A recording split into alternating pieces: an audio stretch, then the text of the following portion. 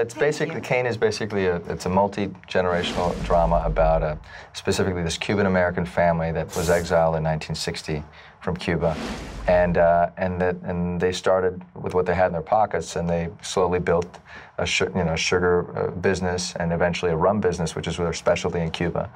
And it's about this family and this particular generation, who's now, our father, played by Hector Elizondo, has decided to retire for a reason we discover in the pilot, and pass on the business, and he passes it on to Paola's husband in the show, played by Jimmy Smits, who was an adopted son, and that instantly causes conflict because I was supposed to be the rightful heir to the company, and he was not only the adopted son, but he's now her husband. So there's some funky stuff going on. So as you can see, I am the woman in power.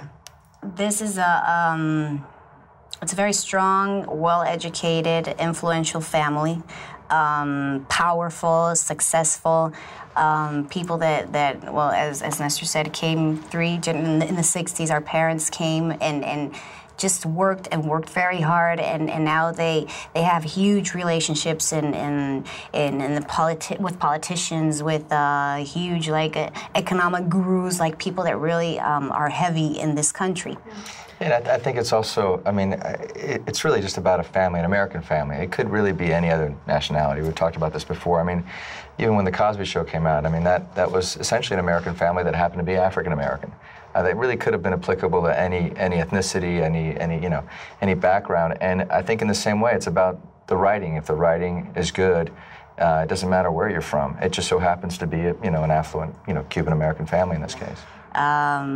Well, okay, some people call it mafia because it's like a really dark business going on. And we've always talked about that. We don't want to look like The Sopranos. We don't want to look like Dallas. If we do, well, it's even nice to look like them. I think our executive producer put it best when he said, if we can get the critical acclaim of The Sopranos and 3 times their audience, then we'd be okay.